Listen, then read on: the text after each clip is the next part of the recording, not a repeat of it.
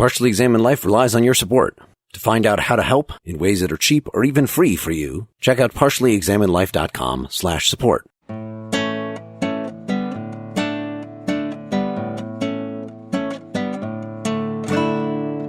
You're listening to The Partially Examined Life, a podcast by some guys who at one point set on doing philosophy for a living, but then thought better of it. Our question for episode 243 is something like, what is art? Or more narrowly, what makes Greek tragedy work? And we read Aristotle's Poetics, written somewhere around 335 BCE. For more information, please visit partiallyexaminedlife.com. This is Mark Linsenmeyer cleansing you with my sweetened speech from Madison, Wisconsin. This is Seth Paskin imitating an object in Austin, Texas. This is Wes Alwan talking to you according to the laws of probability and necessity from Cambridge, Massachusetts. This is Dylan Casey twitching with tragic recognition in Madison, Wisconsin. All right, we're back to Aristotle, eating our vegetables. That's how I think of it. This one was, I guess, more fun than a normal Aristotle. What did you guys think? Way more fun than normal Aristotle. You just reject the premise, Dylan. This is not vegetables. To me, it's like a nice, good steak. All right. Wes, had you read this before for anything? No, I don't think so. I mean, I've read plenty of screenwriting and how to write fiction books, which actually really do draw heavily on this. So, it's interestingly enough. There should be 3 acts. It should form a whole. Every action. Yeah. You should have the part before the first song, and then you should have the part. I recently reviewed a book on tragedy for a magazine, and so that's a recently written book that includes a chapter that is a close reading of Aristotle's Poetics. So I had looked at that recently. Unfortunately, it's not a good close reading, but it's also a bad close reading of Plato's Republic. But despite the shortcomings of that book, I got a nice overview of some secondary texts about tragedy and what it is and how it works, what catharsis is, and all of those things. So it's a subject that is of primary interest to me, given my interest in Shakespeare and the kind of and drama and stuff I'm going to be doing with subtext. So I think this had come up for me the first time when we were thinking about our first aesthetics episode. And I emailed Jessica Berry, who we've had as guest a couple of times, who had taught an aesthetics course. Like, what should we read? And she said, well, you could go all the way back to the beginning to the Poetics, but that's kind of really doesn't connect so much. I don't remember exactly what she said, but it's harder to connect with the things that we actually know and love now and would want to judge. Whereas the Arthur Danto that we ended up picking for that episode, she thought was more easy to relate to. But as you said, Wes, we're still seeing, at least within the area of theater, within the area of plot construction, within the area of thinking about the relationship between characters and plot, people taking very concrete advice from this book that seems to be about a form of theater that is extinct in the form that he was writing about it. Yeah, that's one of the interesting things about this is it's a how-to manual in some ways. So it's a guide for budding tragedians and how to do it right. It's also trying to answer some very deep theoretical questions, including questions about how is it that we can get so much pleasure from the depiction of things that are painful? And then there's the whole psychology to this, including, as we'll get into, pity and fear and catharsis.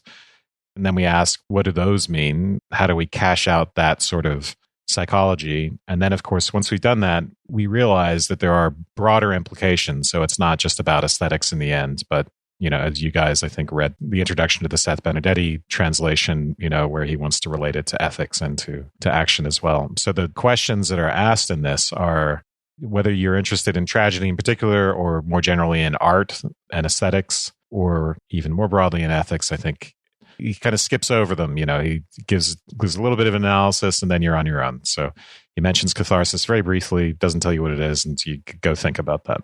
I think it's a really concise, beautiful example of the combination of trying to understand how something is working and why it works, and then also how it works when it's working at its best. It's a kind of combination of understanding and criticism that also, along the way, you learn something about how to do it. To Mark's comment earlier about, we're just doing the same thing that Aristotle recommended 2,500 years ago. To me, it means that there's something sort of fundamentally right about the way in which he analyzes how imitative works work on us. And it might not all be right, but there are important things that are right, which is why we keep using them, because they work. It's not like a slavish imitation to it. It's that, well, it turns out it works. Seth, did you have an opening take on this? I thought it was super enjoyable. That's not usually an adjective that I use in conjunction with reading Aristotle. At first, I was like, oh, here we go. There's 3 of these and there's no other options. And it's all broken down. It's the taxonomy approach. And then I thought to myself, especially when he first started talking about imitation, I thought about his virtue ethics and I started wondering about connections there. And then I just sort of thought, like, what would possess a guy who was interested in ontology and metaphysics and ethics and all these things to write about poetry? And then I thought, well, it wasn't like there was anything like a distinction between literature and philosophy. And he's basically inventing. It just shows what kind of a polymath he was, because he writes on just about everything. But either this kind of a treatment didn't exist, or he thought that it needed to be done and could be done better, or what have you. And I just thought it was fascinating that, and it's not a subject he would take up if he didn't think highly of it, or which we'll get to, I'm sure, talking about its relationship to education and that sort of thing. But the other thing is, it just also puts him in stark contrast with Plato. He's like so the anti-Plato in so many ways. And that's a cliche, but this work in a lot of ways really brings that into stark relief. That's the real precedent here. And of course, we know that Plato was very concerned with the relationship between philosophy and poetry, and seemed to think, at least in his account in the Republic, that those two things are opponents of each other, or in tension with each other. In a way, even though Aristotle doesn't directly address Plato in this text, he is giving us, by cashing out some of the psychology of the experience of an audience for tragic drama, it does constitute a response to Plato's chief criticism, which it involves what poetry, tragic poetry, does to the human soul. So Plato is going to say something like, it makes you more susceptible to the irrational side of yourself, and so less capable of ethical agency. And Aristotle's going to say, actually, if we think about this differently, if we think about a relation of identification, or the way in which an audience is responding to what's happening on stage differently, then we might see it as an ethical positive. This is probably the 3rd or 4th time I've read it. It's been a while since I read it. But I came away feeling like they were, on the one hand, coming down at different points. Roughly speaking, Plato is very skeptical and concerned about the effects of poetry and that it needs to be regulated. And Aristotle is more positive about the end result of poetry on the human soul. I felt like they had very aligned concerns about the powerful effect of it. If there was one thing they were agreed on, it was that poetry is incredibly powerful in acting on the human soul. And both thought it was powerful enough that it ought to be taken very seriously. Mm-hmm. Okay, that's fair. I think there are very different experiences one can have with this based on what translation you read. And I guess this has been very, very often translated. So the one that Dylan had picked out first, Wes mentioned, was this Seth Bernadetti and Michael Davis one, which is very, very, very footnote heavy and very literal. So it's not that easy to understand what's being said. It's almost like that this is a text about various Greek words and what they mean. There's a certain joy in that. I read that for most of this. I think I was prepared for that because I just did the public domain version through LibriVox. The whole thing is pretty darn short. You can get through it in a few hours, certainly. I knew the contours and read some of the intro stuff before I got into it. Ended up being kind of weary of the incessant Greek by the end. We switched over to a different one. I, in general, found the people writing about this, like there was not only that intro to that book, and then also Joe Sachs was another one of the translations we had at our disposal. He wrote the Internet Encyclopedia of Philosophy essay. I really enjoyed that. Both those things more than actually reading the Aristotle itself, because, it's not really that felicitous wording. And it's hard to see what the line is, because a lot of these people, they're of course trying to do exegesis on what Aristotle really means. I don't know. Dylan, you've read this a few times. Was your first take on this, just the text? I'm not going to, look through it through the lens of anybody, insofar as is possible. If the translator, it's going to be kind of unavoidable, but trying to be as authentic as possible before reading why everybody thinks this is important. So I'm not very scholarly about these things. So I read a few essays, which I found interesting, but it was listening to a couple podcasts that I became familiar with sort of this many hundreds years of influence and interpretation of poetics in terms of how you understand plays. And I knew about it being influential for theater criticism and stuff like that, but I haven't engaged in that part of the conversation. One of the things that turns me off about reading these type of texts is the English word doesn't translate the meaning of the Greek word. So you need 3 words. So in this context, I've translated it like this. And in this context, I've translated it like that. And then you read an edition where there's 6 or 7 lines of text and the rest of the page is footnotes. That's why I chose to read the Penguin edition, just because to me it was readable, especially the way it was formatted and, with sort of like bulleted form and all that sort of thing, that I felt like I could understand the overall meaning and intent. And then if we want to get into the nitpicky, we can. I just don't want to have to live through that when I'm reading the thing. And so I appreciated following up after having read the Penguin, reading the intro to the Bernadette Davis edition, because he does a good job of saying, these are the words he uses and this is how we've chosen to do it. And just make sure you don't get locked into a very narrow modern conception of the word plot or the word this. And that's my preference in doing these things. Just because I'm not a scholar, I don't want to try to pretend to be a scholar. It was more that it connected it to the uses of some of these terms in Aristotle's ethical works and his political works. So that just because we're more familiar with that if we know that he's talking about, I just remember one of the footnotes being about how the play leads us. So the footnote had this big long thing of, it's like leading the soul to the afterworld, and that's the way it's kind of used in the literature he's talking about and in his other work. It's definitely adding a layer of interest. But for the most part, I think that with most of these things, it's what are the important words? We've got kalos, the beautiful. We've got mimesis, imitations, catharsis that we don't even translate anymore, a handful of others. And if you kind of get what those are, then I feel like that's most of the value, which maybe we should start just with poesis, just understanding what that meant, as the first footnote on page 1 kind of unlocked, this is not just about poetry. This is about poesis means just making more generally. I think it does. I think, it's the kind of thing that acknowledging Seth's sort of irritation about the way in which you can translation of certain words that in Greek and their translators say, there are, lots of different meanings to this Greek word that aren't fully captured in English and stuff like that.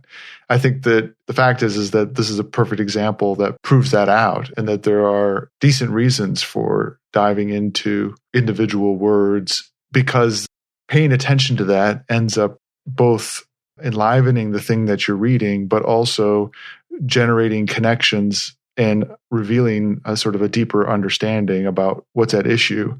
And, poesis is a good one, right? Because just like you said, Mark, it refers to making. So if you think about that activity, we think of, poems as being verse or, a kind of creative writing. And there are good reasons for that. But by understanding it as a making, it makes it a much more broad principle of art and of the rendering of thought into the world. Wes, what translation are you going with? Do you want to just read the beginning from whatever you got there? Sure. So I'm using the Butcher. So that's the public domain one, right? It's one of them. So I'm using this translation by a guy named Butcher from more than 100 years ago, but it's very readable. I find it to be the most readable. I looked at every option I could possibly find. Because it's readable, it's not the most literal, and you will find that when you look at the ancient Greek, as I actually find pleasure in doing, believe it or not, you might be a little worried about some of the poetic license that he takes in his translation, but it's the only way to make it readable. It's the kind of thing that people like Benedetti avoid for the sake of accuracy. But again, I just prefer readability. So The way it begins is, I propose to treat of poetry in itself and of its several species, noting the essential quality of each, to inquire into the structure of the plot as requisite to a good poem, into the number and nature of the parts of which each species consists, and similarly into whatever else falls within the same inquiry. Following then the order of nature, let us begin with the principles which come first. It only gets more exciting from there. It's also kind of typical Aristotle beginning, right? We're going to talk about the parts and the kinds, and the only thing that's different is you can sort of group replace whatever sort of the main noun is, in this case, poetics, and, come up with all of his other books, right? The speculation is that we're looking at lecture notes. Aristotle supposedly wrote dialogues as well that are lost, and these were never published in his lifetime, I don't think. So this is, if we want to make fun of Aristotle, we just have to remember that this is not what he was hoping to put out there exactly, but it's... no, I know. Yeah. I'm not talking to you particularly. Yeah, I'm just sort of acknowledging that.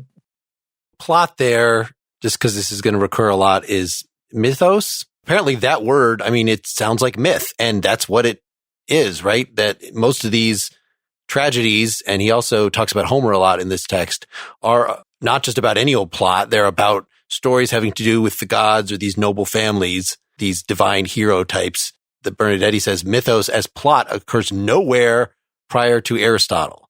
So Bernardetti actually, they prefer, and Davis prefers story, that it's not necessarily just hooking on to the, let's draw the line of what happens, the sequence of events, but the story as more the way this is put together, which seems to be how Aristotle's analytic mind is coming to this whole thing, just like he wants to talk about the parts of the mind in De Anima, or the parts of the organism, the parts of, I don't know what he does in metaphysics. We haven't read it, but yeah, here he's going to do that similar dissection. And so the mythos is going to be, as the sort of the story point, is going to be the most important part of this.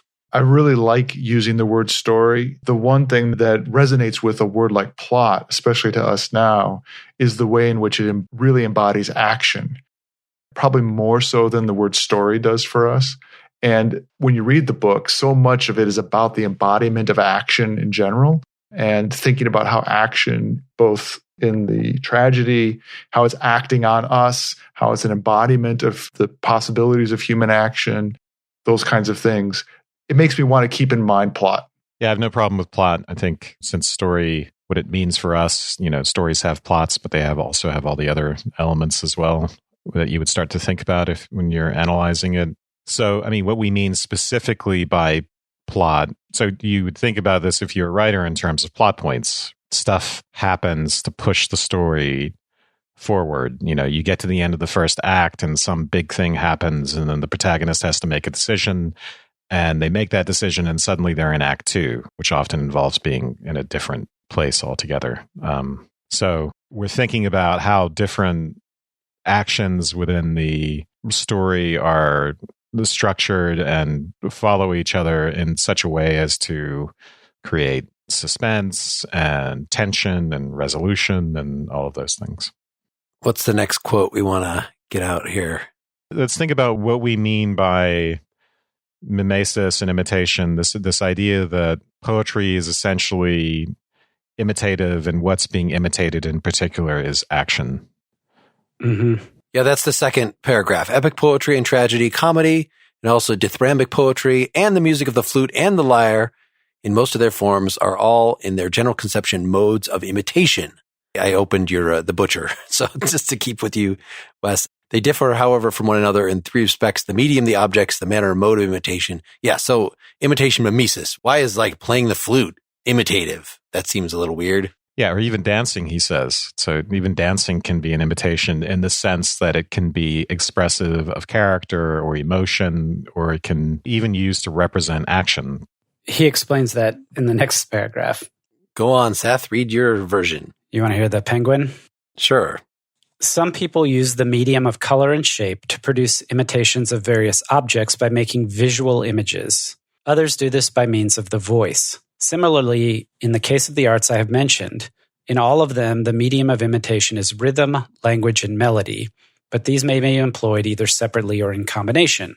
For example, music for pipe or lyre, and any other arts which have similar effects, use melody and rhythm only, while dance uses rhythm by itself without melody, since dancers too imitate character, emotion, and action by means of rhythm expressed in movement. It's certainly not an obvious analogy. People draw pictures of things. And so likewise, when you dance, you're dancing of a thing. You're dancing emotion, action, character, etc.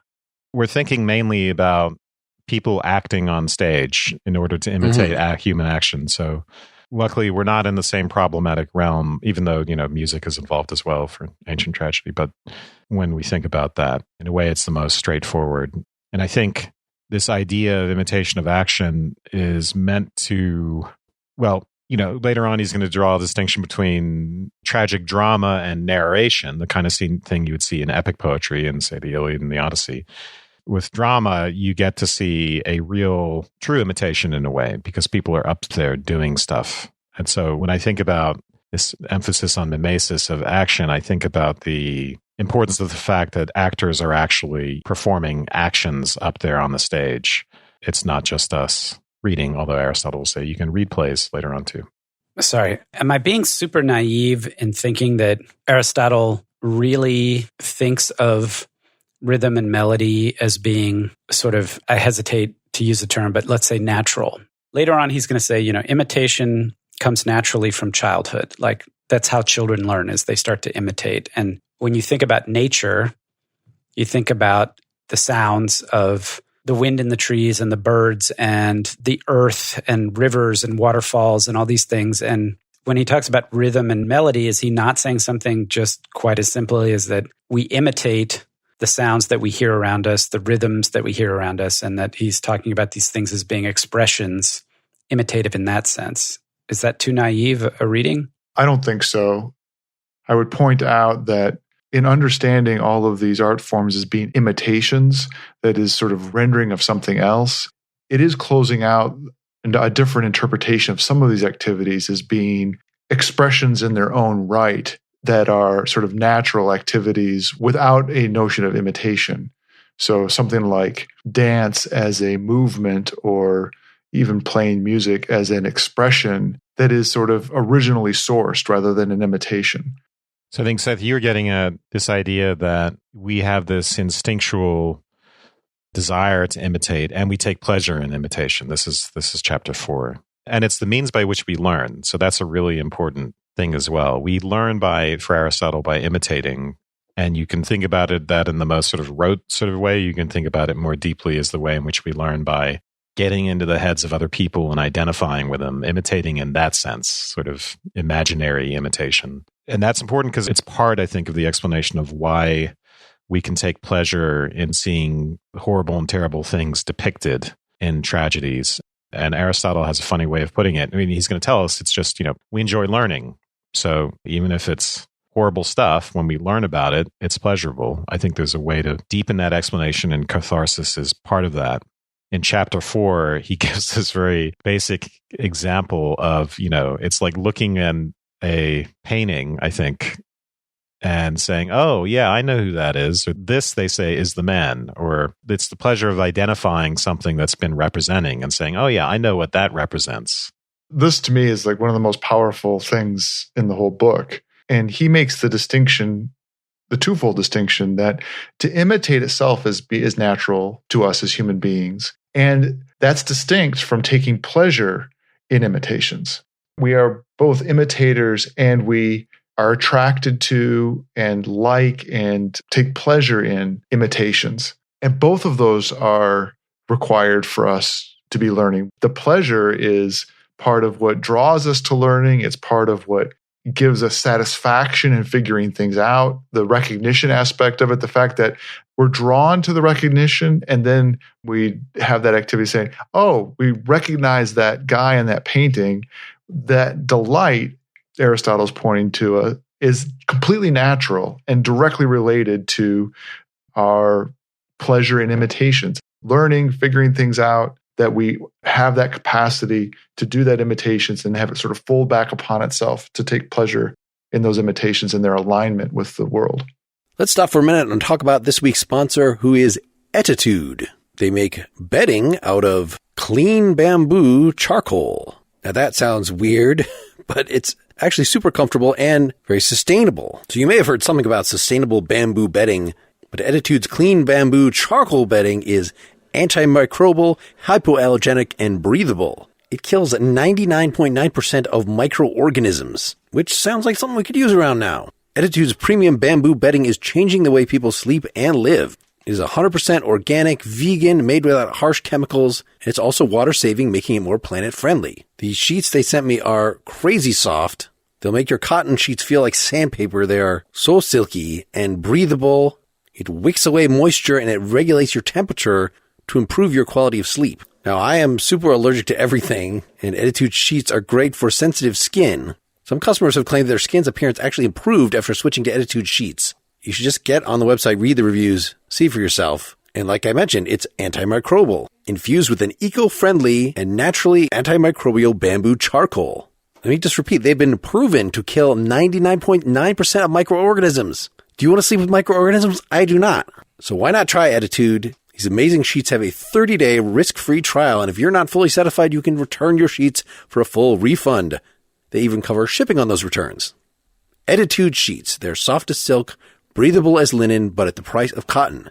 You're going to love them, and right now, our listeners will get 20% off their sheet set and free shipping. Text PEL to 64,000. That's the only way to get 20% off your set of Attitude sheets and free shipping.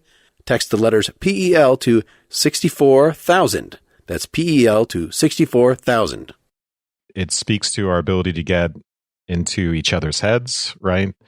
So it speaks to self-consciousness and consciousness of other consciousnesses, the ability to use language. All of those things have imitativeness at bottom, right? So even something as simple as understanding a word or understanding when someone else is pointing at something. To understand that kind of signifier, you're also thinking automatically about the intention of another. And in doing that, you're engaged in a sort of empathetic step, which is fundamentally imitative. You're imitating, you're modeling the mind of another within your own mind. And that's what it means to have a human mind. So being imitative is really fundamentally important to what it means to be human. Is there a metaphysical dimension to this, even beyond that? I mean, certainly if he was Plato, then to be something is to imitate the form of the thing. And I just think it's revealing that when you were trying to describe, Wes, why dance is imitative, you did a little switch to expression. In other words, dancing, it doesn't seem like it imitates a character, but it can express a character. And what is it to express a character? Well, it's kind of the same thing. So it seems like maybe we have some carryover that even though for Aristotle, the forms are in you, right? So in other words, when you grow in the proper way, you're achieving the predetermined form of what a healthy human being hopefully is. That's at least what you're aiming at. You would get pleasure or happiness. It is your good to reach that. To talk about that expression of a form as something like an imitation, it seems one and the same with along the continuum of what we're talking about here. It sounds like what you're talking about there, Mark, is you're distinguishing between expression and like evocation, or what he would persuasion, in a sense that it's almost a rhetorical, the possibility of dance, for example, provoking a reaction, provoking an emotion in you, as opposed to representing an emotion. The imitation that it calls forth in the audience is intimately related to the imitation that the artist is doing themselves. That's like next level at this point. The point I was trying to make is that Aristotle's interest in imitation as a function is its relation to understanding. Let me just read this pretty amazing and protein-packed paragraph from the beginning of the Anthropology and History of Poetry. It's 46b, I think about 6. Imitation comes naturally to human beings from childhood, and in this they differ from other animals, i.e. in having a strong propensity to imitation and in learning their earliest lessons through imitation. So does the universal pleasure in imitations. What happens in practice is evidence of this. We take delight in viewing the most accurate possible images of objects, which in themselves cause distress when we see them. For example, the shapes of lowest species of animals and of corpses. The reason for this is that understanding is extremely pleasant, not just for philosophers, but for others too in the same way, despite their limited capacity for it. This is the reason why people take delight in seeing images. What happens is that as they view them, they come to understand and work out what each thing is. So, for example, this is so-and-so. If one happens not to have seen the thing before, it will not give pleasure as an imitation, but because of its execution or color or for some other reason, aka astonishment, I guess. Given then that imitation is natural to us and also melody and rhythm, from the beginning, those who had the strongest natural inclination towards these things generated poetry out of improvised activities by a process of gradual innovation. What's remarkable about that passage, he says right there, experiencing a thing directly, perceiving a thing directly that causes distress, like something ugly or grotesque or whatever, when you have a mediated experience of it through imitation, it can actually cause pleasure.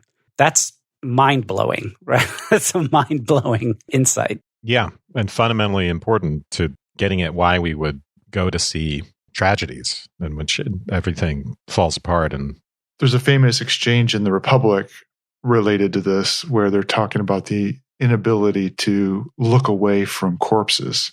Probably not coincidentally, the same kind of thing, that you would just be completely drawn to something like that. There's always, to me, the discussion that becomes about how much of it has to do with it being unusual, something that you just don't see all the time, versus its own kind of, that it being horrible. So the combination of rarity versus horribleness. Yeah, I mean, I think we're going to be given the theoretical apparatus in this text to say a lot more about why tragedy is pleasurable. And so this is a very basic beginning. And Dylan, you're pointing to the possibility of just straight up morbid curiosity, or, and Seth, what he's saying here in this passage seems to just to be that it's kind of almost accidental, or in other words, we might see a picture of something that's really horrible, but because it sort of activates some inferential parts of our minds, figuring out what it represents, that it's pleasurable in that sense. And so,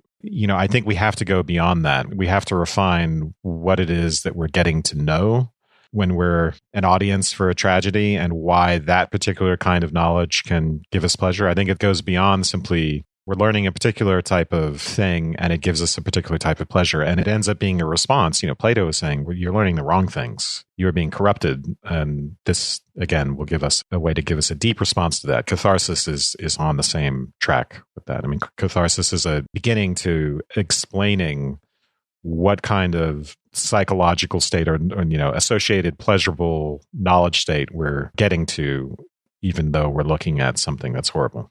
I don't disagree, Wes, but I guess what I would say is that we have in Aristotle, a kind of hierarchy of learning going on, and that he would clearly put tragedy at the top of that. In fact, good tragedy, right? There's bad tragedy as well, but good tragedy does the things that you're talking about. The potential, the power that we have, our craving for and pleasure in imitation, and the fact that we are imitators is just a potential. We can end up in the place of tragedy and the highest pleasure in there, but it's not like all the other kinds of things aren't real. They're just lower versions. Right. So these are just lower versions. The higher versions we're thinking about will end up being imitation, as I said, as a basis for empathy. And empathy or pity will play a big role in Aristotle's explanation of what's going on. Just as an aside, Sachs at the beginning of his essay, has a great set of examples when he's talking about pity and fear, about the way in which you can have these pleasures but not have them be as powerful and refined, and having them be kind of empty if they're not altogether the way in which they are in tragedy. In other words, if it's a tearjerker or a horror story, that these are things he wants to contrast. I think the through line I'm seeing is that Aristotle really is very intellectual about this. He even says, like, the best kind of tragedies, somebody could just tell you the plot and you would feel pity and fear. And he's very down, in his list of things that should be done right about a tragedy on the spectacle, which seems to be the actual performance of it. That he considers certain things like, well, that's actually just what the actors are doing. That's kind of beside the point. I'm talking about the structure of the play itself. I'm talking about sort of the intellectual stuff that's going in there. And so I wonder if, the key to unlocking this for me is the tragedy, as you were saying, Wes, gives us knowledge of something. And maybe it's empathic knowledge. It's not that it's devoid of emotion, but it's that the sensation almost seems to be beside the point. We've been talking about perceiving corpses and things. And if Aristotle sees the basis of this as we can see the scary thing, but it's depicted, we're safe. So it's kind of like we don't have to have our normal emotional response kick in. We can sort of intellectualize it and thereby come to grips with it in a way that we wouldn't. Whereas I think in past episodes here, when we've been talking about why do we like horror movies? Why is H.P. Lovecraft sort of overwhelming horror? Is we get to talk about the sublime. We get to talking about the way Burke made this distinction. And Nietzsche in his Birth of Tragedy has a similar distinction that the beautiful is something that is, as Aristotle's describing it in here, that like you can kind of take in the whole thing in one sitting, in one glance. You can understand it and you can see the wonders of its form. Whereas the sublime, the reason that we might like the scary stuff is because it's huge, it's unfathomable, it's overwhelming. And so just having, it's a completely different experience, according to Burke, for instance, in our episode on the sublime on that. Whereas I don't feel like Aristotle has room for that. Like he explicitly says, if something is too big, we can't appreciate it. We can't break it down. So even for Aristotle, this scary stuff that for some other, for Nietzsche or for Burke would be in the area of the sublime, no, this actually still has to get refined and appreciated as the beautiful, I think, because we're intellectualizing it. Yeah, I think that's right. Although I would say if you were trying to connect something to sublimity, you might work on wonder, because the concept of wonder is going to play a big role here as well. What's important about the experience of tragedy is not just that there's pity and fear, but that we are astounded, that we are like, whoa. I'd have to think about whether that's connected to the sublime exactly or how. But yeah, you're right about the whole scale thing. It's got to be something that we're firmly within the realm of beauty as opposed to sublimity. Because within the sublime, at least for Schopenhauer, right, you have to kind of feel like you are in danger. I thought Schopenhauer even carried that through, that it's activating sort of part of the brain, but that you do know you're safe. Exactly, yeah. You're not really in danger, but at some level you think you are, and that's how you... I guess that's an open question for me, is how wonder fits in with this, because presumably everybody knew what the plot is before they were going in, right? These are mostly recycled old stories. He kind of seems to frown on coming up with an original idea because you want something that has verisimilitude. And the best way to do that is to draw on these real stories of the very few families in known history, whether legendary or not, but, established history, that these horrible things happen to. So if it was purely informational, then like you're not going to go, whoa, when you hear the story of Odysseus, because you've already heard that story like before Sophocles. No, you do though, because it's not informational. And it's the same with Shakespeare, right? He's drawing on rote sources. Everyone knows the story already of King Lear. But, I can say my personal experience is always of good tragedy, is always of wonder. And it makes no difference that I already know the plot. Wonder doesn't work by not having any familiarity with it. You can't even recognize it enough to be wondering about it. Wonder comes from knowing something about it. You don't have wonder about something that you engage for the first time and don't know anything about it. It's only after you know something about it that you can wonder about it. I think you might be slipping. I mean, my God, it's full of stars. Like that's the quintessential version of wonder that I thought Wes was referring to in the Woe, in other words, the end of 2001, where this person's literally had the veil stripped from his eyes and is now perceiving in a way that transcends time and something, and is literally, there's no way that this could have been anticipated. This is the complicated thing, right? It's not about finding out about a plot point, even though it depends on that critically for Aristotle. So it's confusing because you're going to have reversal and plotty things are going to happen to produce this feeling. But it's not just about saying, oh man, wow, that's great. That's an amazing development in the plot. That's not what wonder is about. You're discovering something on a different level. It seems like Aristotle really must have loved magicians. He loves the plot twist and the astonishment and the wonder, the unexpected. But somewhere around 53, he addresses what you're talking about, Mark. And he says, now one cannot undo traditional stories. I mean, for example, Clytemnestra's death at the hand of Orestes, but one has to discover for oneself how to use even the traditional stories well. So he's talking about plot not necessarily as just the overall universal, this is what happened, right? Guy goes here, falls in love, person dies, takes revenge. But instead, crafting the plot and using the diction and making the decisions about how to represent the actions specifically. And he says, let us state more clearly what this involves. It's possible for the action to come about in the way that the old poets used to do it, with people acting in full knowledge and awareness. This is in fact how Euripides portrayed Medea killing her children. It's also possible for the action to be performed, but for the agents to do the terrible deed in ignorance and only then to recognize the close connection, as in Sophocles' Oedipus. A third possibility besides is for someone to be on the verge of performing some irreparable deed through ignorance, and for the recognition to preempt the act. Besides these, there is no other possibility, of course. Necessarily, the agent must either act or not act, either knowingly or in ignorance. What I took him to be saying here is, yeah, you have these old stories, but these old stories, what's significant about them is that we're not really going through the text, but he talked about magnitude, right? And the importance of having actors who are not good people that bad things happen to, or bad people that bad things happen to, that the ideal person in tragedy, the ideal object or agent in tragedy is somebody who's somewhere in the middle. Like they're not so perfect that they can't make mistakes and that you don't want bad things to happen to them. They have to be somebody you can sympathize with.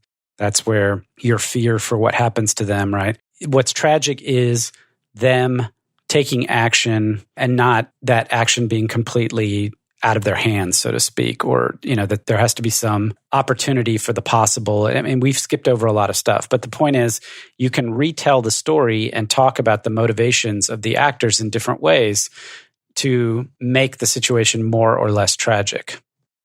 It's in chapter 9 and chapter 24 that we'll see more about wonder.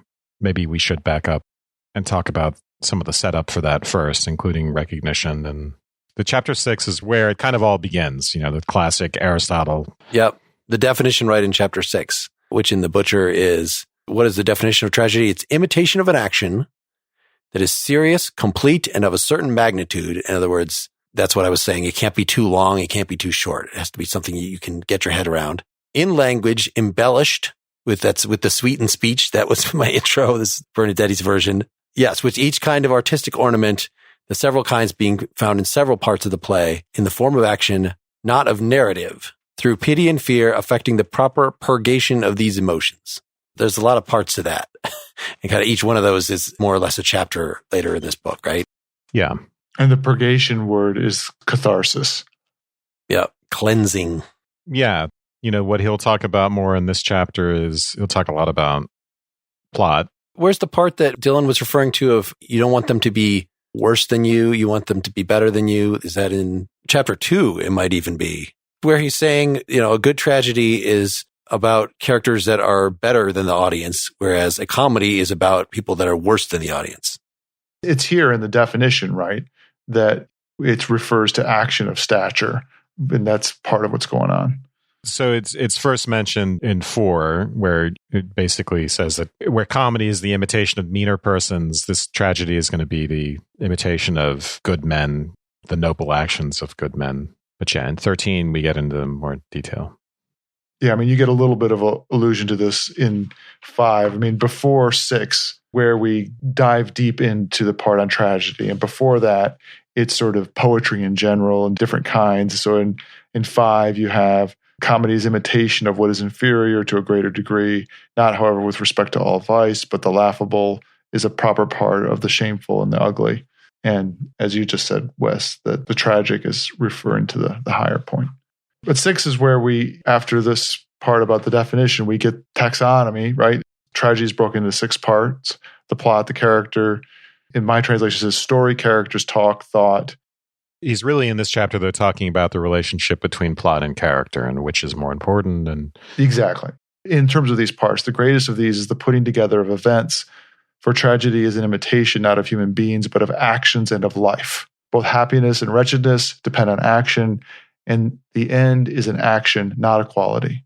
He's very concerned about causal relationships here, right? So he's a good scientist. He's concerned about, you begin in a way with character. It's the qualities of your agents that are a first cause in a sense, and they produce actions, and then that pushes everything forward. But from the standpoint of the poet, the end of all this, just like the end of the agent is action, the end of the poet is the representation of action. And that is the sort of engine of tragedy as well, which is why the action will actually, and plot will take priority for Aristotle over the representation of character. You could be representing your characters pretty poorly. You might not be good at that, but if you can get the plot right, you can still achieve the tragic effect. And in fact, he says human beings are of a certain sort according to their characters, but happy or the opposite according to their actions. His concern about plot is reflected by his concern about action and activity in general. It's what we do more than what we are. Our lives, our happiness is all about what we do, not what we are. He's going to say it several places in this text. And this is the type of thing you see in how-to screenplay writing guides as well. The only way you know about the character of characters is by the sorts of decisions that they make. You have dialogue and action, but it's only insofar as those things tell you what the character wants and is seeking and actually does seeking that you get at their character. So, in other words, your idea of the character of a particular protagonist is built up of the action that's going on anyway, or you infer it. And so that's another way of thinking about the fact that action is primary. So I don't want to lose track of this thread, though. It's actually chapter 2 is the place where he first talks about the stature of the characters. We've been talking about what makes a good plot. Well, it has to sort of seem, if characters act out of character, that's going to ring false. You're not going to get the effect you want. If the logic of the plot falls apart. So this is all about kind of accurate imitation. But in section 2 here, he's talking about the types of imitation. Since the object of imitations are men in action, these men must be either of a higher or a lower type, their moral character. It follows we must represent men either as better than in real life or as worse or as they are. So it seemed like if you were really trying to be accurate, we should represent people as they are, right? That's, I think, our modern sensibility. In fact, that seems to be what would make you identify with a character, right? If they are fully fleshed out, if they're three-dimensional, if they're somebody that has the same kind of flaws that you have. And opposed to that, you might say a comic buffoon, like, yeah, Homer Simpson is funny or Borat is funny or whatever, because they're at least a certain kind of humor. It's because they are spelled out as inferior to you, inferior to the audience who is watching them. It's at least, a different kind of humor. If they're too human, it's a more of a, doesn't that ring true kind of humor? But in this kind of comedy, it's no, those people are stupid and inferior, and that's why we're laughing at them. So conversely, I think this is something that is disconnect for us, is that for a good tragedy, you actually do want to paint the protagonists. You want to paint the people that these bad things are happening to as better than we are, as of the high class. And that's how we will experience pity and fear. In other words, that's how we'll identify with them, not because they're the same as us, but because they are this moral paragon in some way. Yeah, I think that's very well put. And I think, the emphasis here on, because if we say noble or base, that can obscure the fact that the way it is in the ancient Greek, and Bernardetti gets at this in his translation, which is more literal, is it's really comparative. It's about the relative position of the audience and the character. So it's that, they'll seem better than the way people today generally seem now, or worse. So yeah, but Mark, I think that's important. It's the way tragic consciousness is going to work is it's going to have something to do with our empathetic relation to people who seem better than us on some scale, more noble, more grand. It makes me wonder what Aristotle would have thought of Death of a Salesman. Yeah, is there one thing that's a modern work you feel like matches beat for beat, sensibility for sensibility, what he's talking about here? The kind of tragedy that he's talking about? Because the things that come to mind for me is like, Breaking Bad or these kind of anti-heroes. None of them fall neatly into these categories for one reason or another. So, Mark, one of the things I would say is maybe not trying to apply his rules, note for note, beat for beat, but this notion of pity and fear, this idea that there's a sense in which you can identify with the protagonist or the characters and actually be concerned, feel bad about the decisions they make. I think that would be the test of whether his proposal or his theories lives through the ages. And that's actually one of the big problems I have with a lot of modern, let's just call it television and this kind of thing where you have anti-heroes, is like I don't identify with them, so I don't fear for what's going to happen to them. When they make bad decisions, I don't have the experience of feeling bad for them. It's one of the reasons why I really struggle. Conversely, I love opera, so maybe I'm just stuck in a different era. But I think it's a real question you have to ask yourself is like, there's a lot of great drama being made right now, but is it tragic? I think you're right, Seth. It's not. I think most of when people use the word loosely, it's a very distinct effect from what you get from an ancient Greek tragedy or from, say, Shakespeare. Like the tragic effect is actually quite specific, and it's just not something that, even if lots of bad things happen to people, it's not something that contemporary entertainment is even attempting to do. It's just not the type of pleasure that people are looking for or getting out of those entertainments. So I just think to explain that, we'll have to get more into the text here. Well, let's do that in our second half. Folks can hear that right now by becoming Partially Examined Life citizens, partiallyexaminedlife.com/support, or just wait till next week and we'll see you then.